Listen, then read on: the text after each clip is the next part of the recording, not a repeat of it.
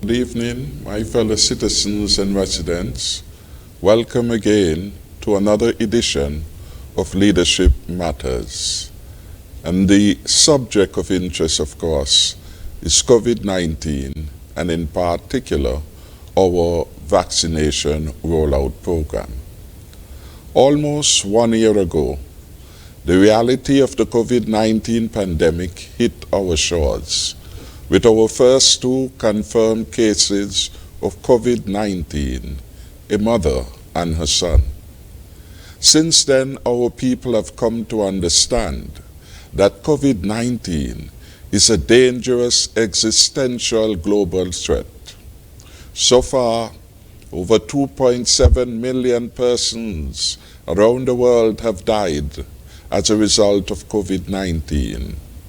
Nearer home, in Jamaica, St. Lucia, Barbados, Grenada, Antigua and Barbuda, St. Vincent and the Grenadines have all recorded deaths. St. Kitts and Nevis has had no deaths so far. For this, we give God thanks. My heart mourns, however, for those who carry this grief and burden of COVID-19 deaths.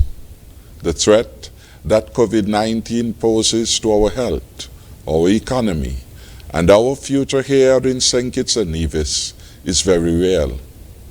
Working together in our all-of-society approach, we have staved off the worst of the virus and realized the distinction of being the independent country in the hemisphere with the lowest COVID-19 count.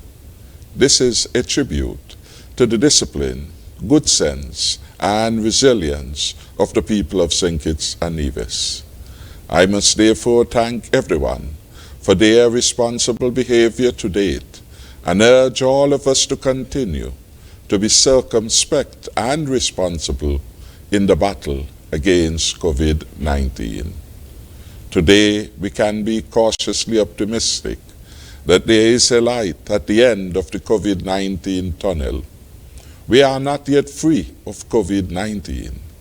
It is in our environment.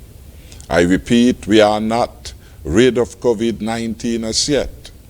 We all still have to play our part. And our role now is to get everyone in the age cohort 18 to 80 years vaccinated as soon as possible. Please encourage your family members, your friends, your co-workers, and all with whom you interact not to hesitate. Vaccinate now. Our historic vaccination program is delivering real results. Yesterday, we achieved a significant milestone of getting 20% of our target population vaccinated. Congratulations are in order to the 6,717 persons who understood the urgency of the times and got themselves vaccinated by end of the Monday, March 15th. It is crucial that we do not wait any longer to get our federation back on track. I want to put St. Kitts and Nevis back on the prosperous path we were on before the COVID-19 pandemic hit us. By March last year, we had the largest number of Social Security contributors and record, the largest number of active employees and the record of Social Security, and the highest number of jobs and record. Our entrepreneurial climate was very good, with the highest number of approvals for business licenses ever recorded. I want us to seize that stronger and safer future that was within our grasp. Your team Unity government remains committed to delivering a better way of life for all the people of and in St. Kitts and Nevis. During this pandemic, we have kept our economy going. We opened up our borders. We put all our export manufacturing plants back in operation. We have stimulated agriculture and fisheries. Our stimulus package boosted support to the fisheries sector. Our fishermen receive, free of cost, fish strap wire, fishing rope, safety equipment, fishing lines, hooks, and other support. They delivered a significant comeback from the 83% reduction in fisheries output we experienced in April 2020 compared to March 2020. Fisheries output from May to December 2020 would rise to 524,140 pounds. I repeat, we had a rise in fisheries output from May to December 2020. That fisheries output has been recorded at 524,140 pounds, a 27% increase relative to the year before. That is May to December 2019. This feat was in spite of COVID-19. What a difference our stimulus package made. For the full calendar year 2019, fish landings were put at 647,914 pounds. For 2020, the year of COVID-19, we recorded fish landings at 671,000 pounds, up 4% overall over the comparative periods 2019 and 2020. This, of course, has been credited to the 3 million stimulus which we gave to the fisheries sector. Another important economic driver is the manufacturing sector. Our manufacturing sector is showing signs of recovery, with merchandise exports for the first 2 months of 2021 totaling EC 15 million, about the same as it was in 2020 at this time. Carib Brewery St Kitts Limited is reporting that its exports are up, and it is on a 24/7 bottling operation. The growth in its demand has caused it to increase its employee count to 156. Everyone knows that tourism has been the hardest hit sector of our economy. In spite of our borders being open, air throughput has been low and cruise traffic is at a standstill. But even in this scenario, we have had some good news.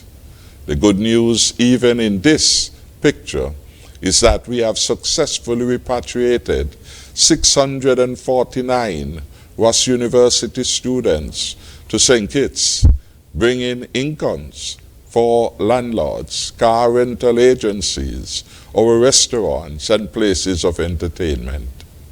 We have found a new niche for film tourism. Below the Deck movie is being shot in St. Kitts, and it has brought significant guests to the Park Hyatt Hotel, the Federation Host Hotel. Equally important for our Federation are the movies being produced by MSR on the island of Nevis and St. Kitts. Some 6 movies will be run by MSR in our Federation, boosting the favorable acclaim about St. Kitts and Nevis, and most importantly, creating employment for our people. Interest in our country as a premier hotel destination continues.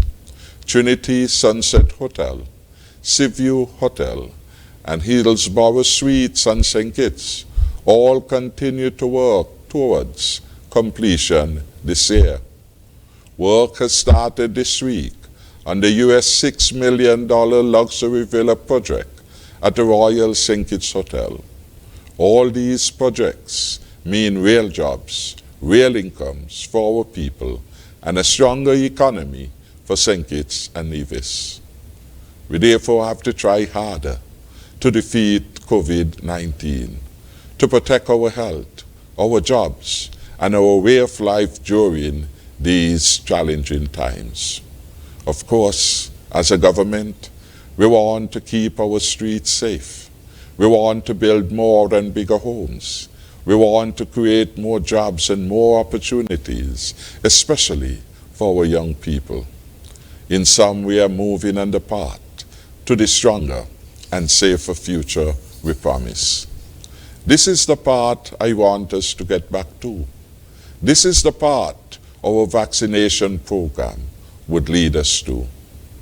Some countries do not have vaccines yet, and others are yet to begin their rollout. We here in St Kitts and Nevis are ahead. We took a phased approach to the vaccine rollout so we can prioritize and protect the most vulnerable people in our society. I am pleased to announce that we have surpassed the 20% of the target population, a huge achievement for our federation. I am advised that at the end of today, Tuesday, we had recorded 6,903 persons who had already been vaccinated. By comparison, it is reported that the European Union, one of the world's most powerful blocs with billions of dollars at its disposal, has an average vaccination rate of 10.6%. Our success is a testament to work being done by my team Unity Administration. I have had the strong support of my cabinet colleagues and all senior functionaries of my government, in particular those at the front line, and I say thank you to them. I must again thank everyone who has come forward and had their vaccine. You acted to protect yourself, your family, your close circle, and by extension, our beloved country. You are leading the way, and you are the reason we will be rid of this virus quickly. The more people we vaccinate, and the quicker those vaccinations are administered, the sooner we can get back to our way of life. Now is not the time to wait. Now is the time to vaccinate. It is disappointing that some have sought to politicize this process and spread doubts on the vaccination process. Some are seeking to put their own political interests ahead of the nation. I want to thank you, the good people and residents of St Kitts and Nevis, for seeing through these political stunts. I thank you for looking at the science. I thank you for listening to our health experts. I thank you for ignoring the doubters. Thank you for playing your role and supporting our vaccination program so we can be rid of the COVID-19 pandemic in our midst. This issue is too important to play political games. For my part as Prime Minister of this beautiful country of St Kitts and Nevis, I will always put the people of St Kitts and Nevis first and foremost. Put your health first and put your future first. We are not waiting. We are making good progress in winning the fight against COVID-19. But there is still so much more that we need to do. I have made it clear that our ultimate goal is to have at least 70% of our population vaccinated. To reach this target, we are in the process of expanding the storage capacities for vaccines at our hospitals. We have increased our public education.